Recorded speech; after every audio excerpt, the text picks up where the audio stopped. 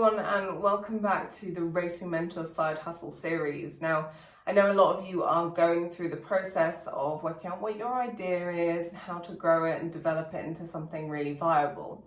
But I just kind of wanted to I guess, talk about some of the failures that I've had as a business owner. Because I'm an ideas person, I'm always coming up with wacky new ways to make money. And in fact, my partner called me Fred Flintstone because apparently Fred Flintstone was always coming up with ways of, making money and wacky new business schemes. And although most of mine work, or at least the ones that I focus my energy on, they work, that doesn't mean I haven't had business failures. And I know when you're at that ideas stage and you're getting excited about something and then it slowly becomes clear that maybe it's not viable. I know that's really frustrating, but it is part of the process. So I'm going to tell you about my 3 biggest business failures, just so you can kind of see that these things don't always work out, and actually it's fine just to kind of look at what you did, learn from it, and move on. So number 1, during lockdown, I thought I'm going to set up a dropshipping business. Now, for those of you who don't know, dropshipping is where you essentially sell a product online, someone buys it, but then it's the distributor or the manufacturer, whoever it might be, who sends it out. So you never have to hold stock, which is really great. And you also don't have to buy stock, which means that startup costs can actually be quite low. So I watched a video from a YouTuber who I'm setting up my dropshipping business in 5 days or something like that. And he made about $1,000, $2,000 worth of sales. And I thought, you know what, I've got time, I'm not doing racing mentor stuff. My writing work was quiet, let's try it. So I set up 2 dropshipping websites. I chose the products. I spent maybe 2 full days of setting up these 2 sites. One was a hiking watch and one was for beauty products, because that's another thing that I'm interested in. I see them do well in like Facebook ads. I set up all these websites, got the products, started doing social media, and then I thought all I need to do is do Facebook ads, maybe get a few influencers on board just to promote what I'm doing, and I'll be good to go. Was it that easy? No, it was not. And then suddenly I kind of got busy. I think I either secured a new client or stuff started picking up again in terms of my motorsport work, and it just had to fall by the wayside. But it was not as easy as, this YouTube guide had made it out to look. And I don't know at this stage whether that was down to the products I chose or the way that I ran Facebook ads, but actually during that time, yes, it was a failure. Yes, I spent 2 days of my time and maybe about 50 quid doing this, but I learned loads. So first off, I learned how to do Facebook ads, which wasn't really something that I was hugely comfortable with before. But I also learned about, the process of building a product-based business from scratch in terms of building social followings.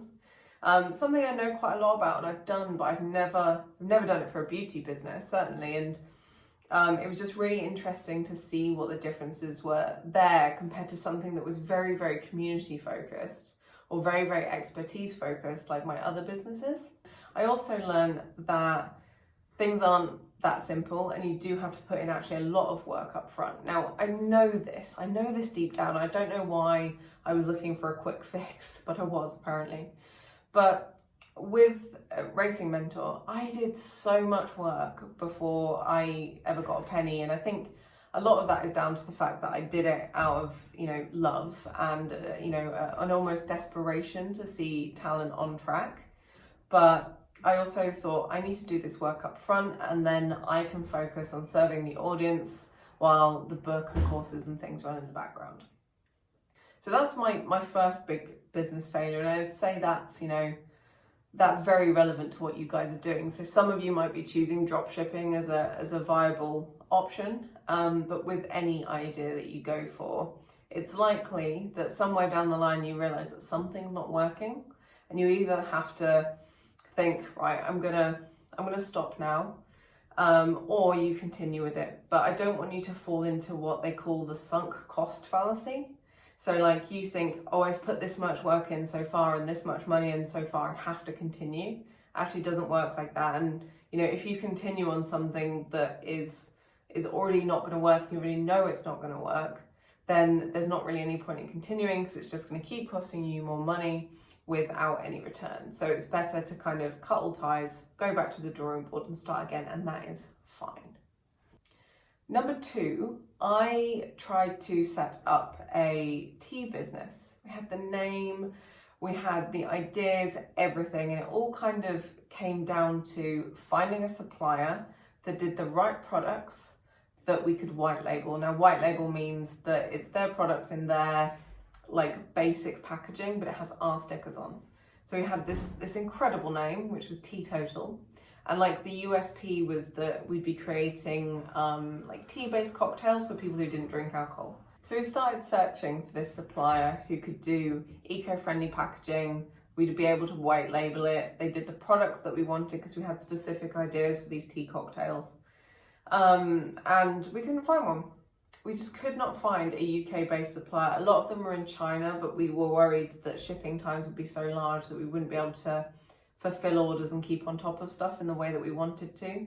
So we just kind of had to say, we can't do this. This isn't going to work. And, you know, I'd put in a lot of time at this point, and, you know, we'd been researching locations where we could do all of the work to package things up, get them sent out. I started like low-key marketing, building a website, but I just kind of had to say, if we can't find the right supplier who can do things at the cost we need to make a profit without charging extortionate amounts of money, all that kind of thing, then it can't happen. And, you know, it might be something that I revisit in the future. But again, I learned a lot from it. I learned a lot about sourcing suppliers and, you know, where products like that come from and white labeling and all of that kind of thing.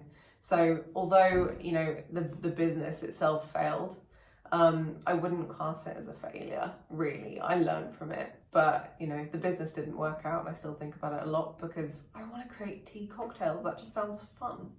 So the third one relates to my marketing agency, Jet Social. So back when I was running it full-time before Racing Mentor, I was doing okay. And I kind of hit my capacity and couldn't really do any more. And I then kind of like overstretched myself a bit and got to the point where I wasn't really doing the high quality work that I wanted for my clients. So I lost a couple. And obviously there's a massive learning point there about how you communicate with people, how you don't overstretch yourself, so on and so forth. But I knew around that time that I needed to employ someone to support me, but it was just so scary that I just couldn't. I couldn't even get my head around the idea that I would have an employee and like give a bit of control over to someone else. And I know now, looking back, I would be in a completely different position if I had employed someone. I think it would have really positively impacted my business, but I was just in a stage in my life where that didn't make sense. I wouldn't have been able to handle that mentally, and I probably would have had a breakdown. Now, fast forward to now, when I've just taken on someone, I've taken on Rose to help me with Jet Social and with Racing Mentor. It was the best decision I've ever made. And I think a lot of that, and the reason it's working so well, is because I had that time, say like 4 or 5 years ago, where I thought about this and I was scared, but I knew that the fact that I didn't do it back then had harmed my business. So even though it was scary taking on Rose, because, you know, it's always scary taking on your first full-time employee, I knew that it was going to change my business for the better. And actually, even after 1.5 months, we were in a better position than before Rose had joined. So it was definitely the right decision.